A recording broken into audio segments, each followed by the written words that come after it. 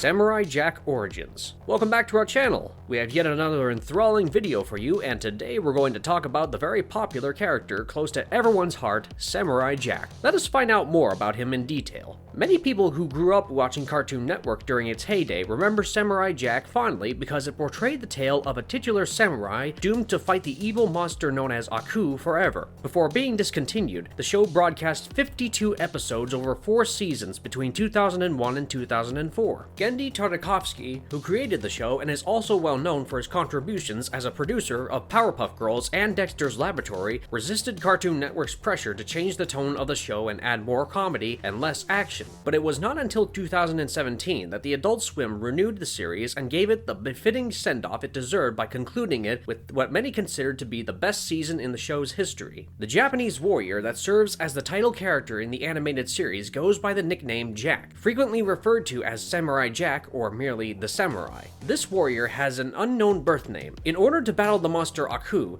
Jack has been training since he was a young child in several different disciplines under numerous instructors. His voice actor for the entire series is Phil Lamar. Before we go into our explanation, we have a very small request. If you like our content, please support us by subscribing to our channel. This is a small click for you, but for us, it means a lot. Thank you. Let's begin.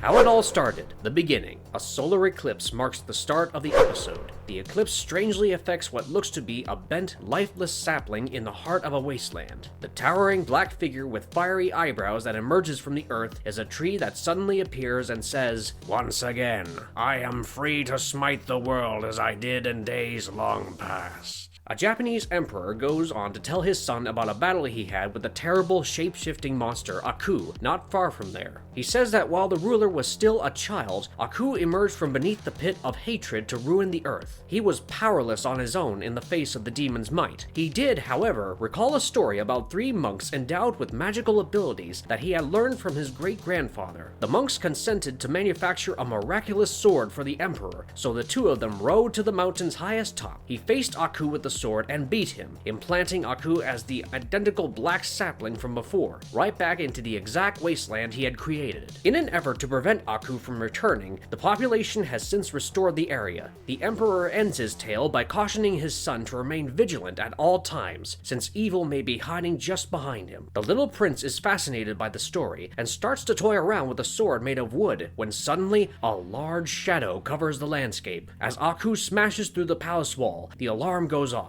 The army uses arrows, javelins, and catapults to try to repel him, but to no effect as Aku siphons their weapons and shoots them back into the troops of the emperor. By lighting everything on fire with his laser and glowing eyes, Aku further demonstrates his immense power. As the emperor reaches for his sword, Aku seizes him. The emperor yells to the mother of the prince as he is dragged away, "Aku has returned! Do as we have planned, our future depends on it!" Aku chuckles triumphantly at the fall of his old slayer's dominion as the empress seizes the boy king and the sword and sails them off from the blazing palace by boat. The empress leaves the sword behind and gives the prince to the ship's captain, emblazoned with his father's seal. The prince grows up and goes through his adolescent years in numerous societies. In the stables of an Arab sheikh, he receives his equestrian training. He learns astronomy from the ship's captain. The head of an African tribe teaches him stick fighting and studies hieroglyphics in Egypt. He picks up the sport of wrestling in Greece. He gets basic gun skills from English outlaw Robin Hood. His stay aboard a Viking ship instills seamanship skills in him. A boyar from Russia instructs him in axe throwing. He learns how to throw spears from Mongol soldiers. He then makes his way to the Shaolin Temple to learn Kung Fu. After completing his tour of the ancient world, the prince, who is now an adult, travels to a pre-arranged meeting place where he meets up with his mother. After a protracted separation, the mother and kid reunite, giving the youngster his birthright,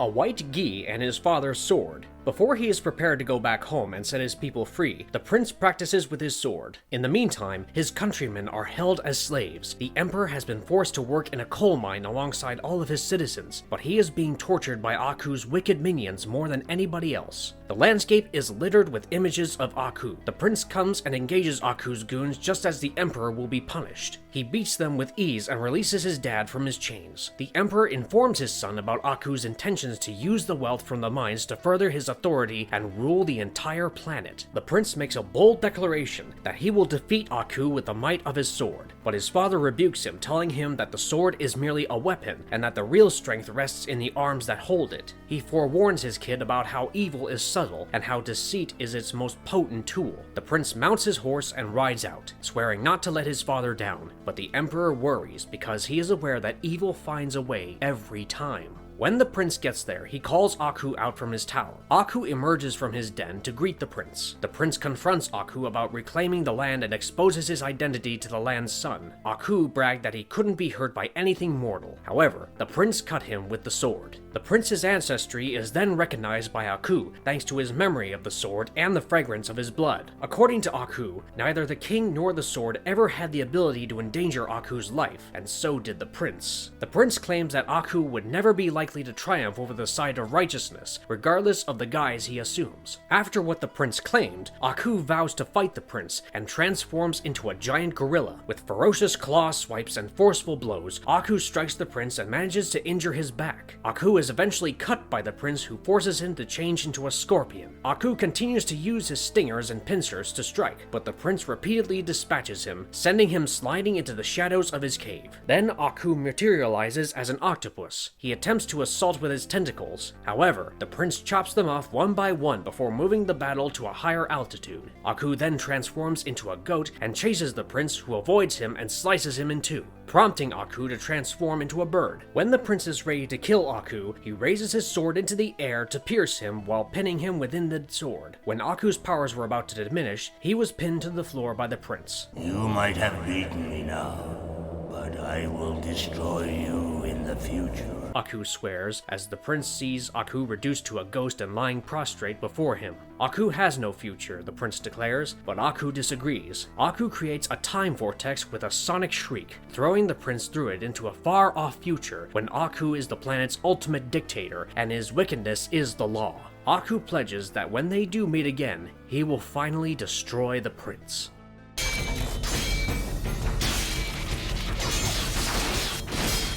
The riveting origins of Samurai Jack. In a time when the culture was more akin to the Heian and Nara eras of Japan than the Edo period, Jack was born into his father's country as a prince. His life began when he was born soon after Jack's father, the emperor, had sealed Aku away. When Jack was 8 years of age, the barrier was finally breached with the aid of a solar eclipse, releasing Aku. If Aku ever managed to escape his prison and Jack's father could not stop him, Jack's mom was supposed to take refuge and send Jack to train worldwide, according to his parents' plan. Jack came back to the temple where his mother had taken refuge after many years of practicing with some of the best warriors of the period. When Samurai Jack turned 25 years old, he was handed his father's, the emperor's, distinctive robe, as well as the sword that he used to imprison Aku. When Jack arrived at the palace of Aku, he saw that the emperor, his father, was weak and captive. He cautioned Jack about it being too soon for him to engage in combat with Aku, but the latter ignored him and went on. The conflict then started as Jack addressed the monster. Aku produced a time vortex and tossed Jack through it, taking him thousands of years into the future before Jack could deliver the killing blow. After successfully escaping the vortex, Jack arrived at a dismal future. He also discovered what was occurring around him. Jack encountered 3 extraterrestrial teenagers who dubbed him Jack after he managed to avoid being crushed. Jack had no idea what was happening around him, and when he questioned them about what exactly was happening, they informed him that Aku had taken over the Earth and expanded his influence throughout the cosmos while utilizing Earth as his center of operations. The teenagers then led him to a pub where he could purchase a drink, but unintentionally infuriated several criminals, but he immediately got rid of them.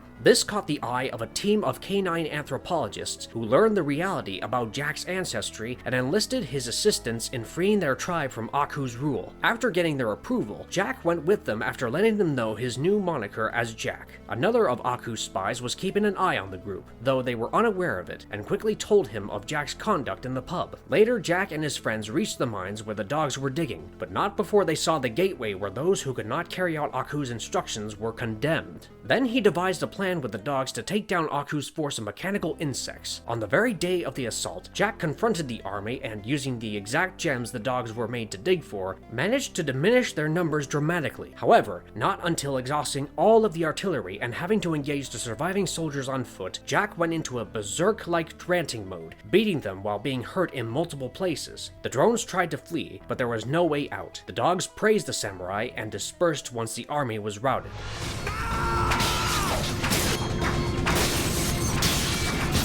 What makes him so powerful? Jack was sent by his parents as strategy to receive different sorts of intense training from the finest and most known warriors and academics of his time after Aku had taken over his home. As a consequence, Jack developed into an extraordinarily competent and strong fighter. Jack could no longer technically age as a result of Aku's time-traveling magic, which may allow him to live forever. As a result, although being chronologically in his late 70s or prime of 80s, he nevertheless maintains a young appearance and is in excellent health and vigor. He is nonetheless susceptible to dying from malnutrition, exposure to the cold, or physical harm because he is not immortal. Jack frequently closely bonds with animals of all types and sizes because of his kind personality. They frequently develop connections with him and essentially become his allies. Jack has a great degree of comprehension and intelligence, which makes him exceedingly shrewd. He demonstrated that he was a master at foreseeing and formulating methods for confrontations, making the most of his circumstances, and on several times seeing through Aku's trickery. Even with money, Jack's options for dining out are severely constrained by living in Aku's environment.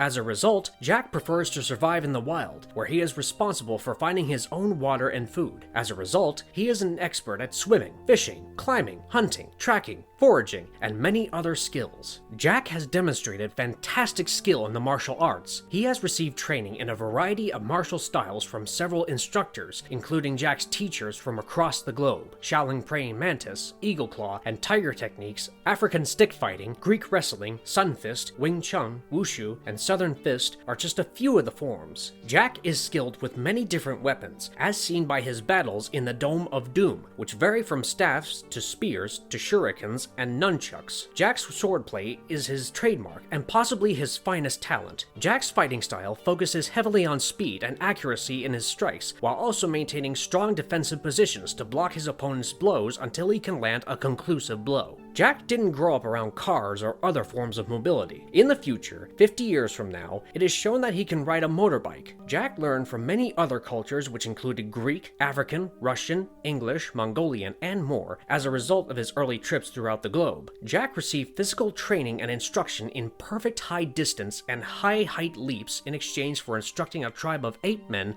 on how to repel bandits. Jack has experience in ninjutsu and has been taught how to fit in with his environment covertly. His ninjutsu techniques enhances him to merge in with the light owing to his super speed. Jack has trained his physique to the exact extent of human ability by spending most of his existence training to meet Aku and continually experiencing hardship in his attempt to return home. Jack is quite nimble, and he frequently exploits this to his advantage while facing opponents. Jack has repeatedly demonstrated his resistance to danger. He was undeterred by crushing strikes from unimaginably strong opponents and swiftly shrugged off being slammed through rocks. Jack has developed his senses to unbelievable degrees through years of training. He can battle on any level since he has totally mastered his senses. Jack is tremendously swift. With his quick reflexes and nimble feet, he can dodge gunfire, dispatch whole armies in a matter of seconds, and even take down an entire squad of highly trained bounty hunters in less time than it would take for just a drop of water to fall to the ground. Jack possesses surprising raw power given his lean physique. He can effortlessly toss opponents who are considerably bigger than him and can neatly slice through almost all the machines with minimal effort. He developed the muscles necessary for his increased physical capability, and as a result, he was also able to jump hundreds of feet up in the air while standing still. In order to defeat Aku, Jack appears to have practically unbreakable willpower. He can endure almost any adversity. He can, however, become discouraged and at one time was on the verge of giving up since his talent is not absolute. Ra, Vishnu, and Odin created a magical katana to defeat Aku. Aku. This was Jack's sole primary weapon until a point before Season 5. As a result, he was forced to use other cutting-edge weapons when it was lost in combat. While his katana served as his main weapon, the time Jack spent without it drove him to acquire a variety of other armaments in order to stay alive and fight the foes of the present and future. Jack is seen wielding an extendable spear with a dragon-shaped skull that is sharp enough to pierce and take out beetle drone electrical components, and a reverse end that generates a powerful electric charge that can cut through anything.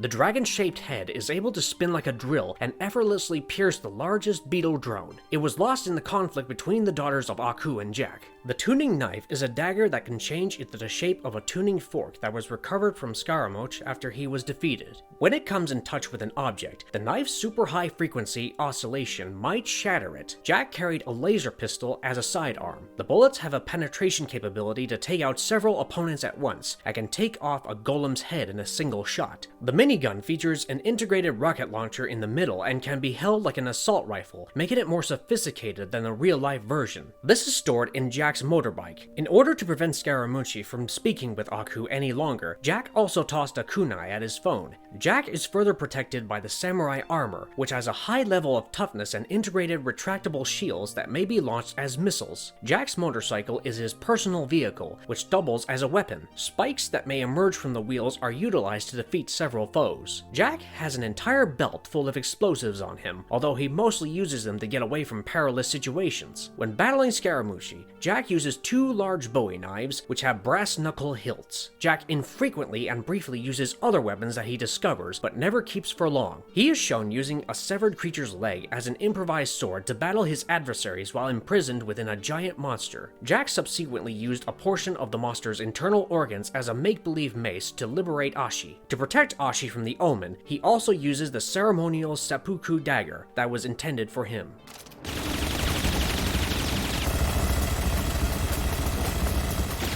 Interesting facts about Samurai Jack. Cartoon Network Punch Time Explosion features the playable character Samurai Jack. Jack is the sole character left in the series who can recall the time when Aku was in charge. Given that they are heavenly creatures that dwell beyond time, it is possible that Rama, Ra, and Odin can also recall the future. Professor Utonium from the very famous The Powerpuff Girls design is quite similar to Jack's. Even in Tough Love, the corrupted Professor Utonium, Mad Jack's looks and demeanor are quite identical. Jack is comparable to Philip J. Fry from the television show Futurama, where the main protagonist winds up in the distant future. Both voice actors were in Samurai Jack, and Phil Lamar also portrayed Hermes while John DiMaggio played Bender. Despite the similarity, it's doubtful that Samurai Jack gets any inspiration from Futurama, but this is still a fascinating discovery. The exact age of Jack before Season 5 is unknown. At the same time, he seemed older than he did in the final scene from childhood to maturity in the first episode's montage of his instruction under a couple of his tutors from the age of 8. Jack's particles, or cells, as per Rothschild's ageometer, date back to 25 BA, or 25 years before Aku entirely took over Earth. This shows that when Aku transported back into the future, he had to be at least 25 years of age. He goes by the name Jack, but that's not his true name. His parents' names are never made public. His mom and dad did not address him by name in the first episodes or flashbacks. Given his history, it is reasonable to believe that his birth name is Japanese in origin. When presenting him to the Triceratops in Jack Under the Sea, Jack was about to give his own name before hurriedly changing it to Jack. His true name begins with Gi, whatever that may be. For Season 5, Jack's normal appearance had a slight change that gave him a more noticeable and angular chin. In Season 5, we can see Jack exhibiting a wide range of PTSD symptoms as a result of the protracted period during which he was unable to travel back to his own time. Further evidence suggests that Jack is thinking of killing himself, with his former subconscious self alluding to seppuku by saying the only honorable thing to do is. It's possible that his dialogue with one of his identities, Mad Jack, is a sign of schizophrenia. As his former self hallucination implies, Jack intended the daughters of Aku to murder him. It also looks as if Jack had developed a dying desire as a result of years of never-ending missions to defeat Aku once and for all and go back in time. Thus, Jack is presented as a shell-shocked soldier who struggles with his appearance throughout Season 5. Jack frequently buys new clothing in Season 5, only to be torn up very shortly. He is thoroughly crushed by the daughters of Aku, losing all of his armor. Additionally, Jack lost his homemade armor since Ashi and he leaped out and shattered it. Due to his unwillingness to resist the alien youngsters in the factory, he loses his cap and entire outfit by having it torn to pieces. His loss of all his garments represents Jack's rapidly fading optimism. He gains hope, but is shattered by the realization that he cannot defeat Aku. Since clothing and armor protect wearers from harm, it may also represent how exposed he feels. Nevertheless, he could cover his tattered pants with his loincloth in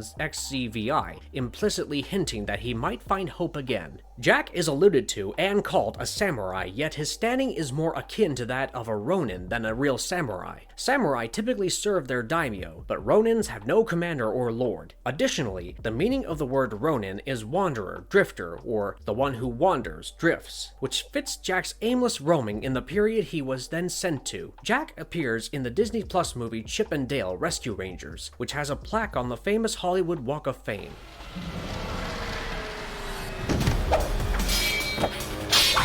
The samurai of all time. Jack clearly demonstrates the qualities of a steadfast hero. He is dependably kind and giving. He constantly makes an effort to aid people in need and disperses sage-like advice to those he feels are in dire need of direction. He frequently finds himself giving up the possibility of going back to his own era in order to assist someone else. He has undergone significant growth throughout his stay in the future. At first, while being courteous and sophisticated, he was easily angered and much more easily upset or agitated. After repeatedly failing in his attempt to travel back in time, he briefly believed that going back in time was impossible. He is also incredibly adept at problem solving under pressure, frequently innovating his own methods out of dangerous or absurdly strange circumstances due to his dedication to his mission. He is also an extremely reclusive person who seldom interacts with others. He is indeed a highly honorable individual who has always been honest with everybody he came in contact with. And if you like our content, don't forget to leave a like and subscribe to us if you haven't already. Have a good one and be safe. Thanks everyone.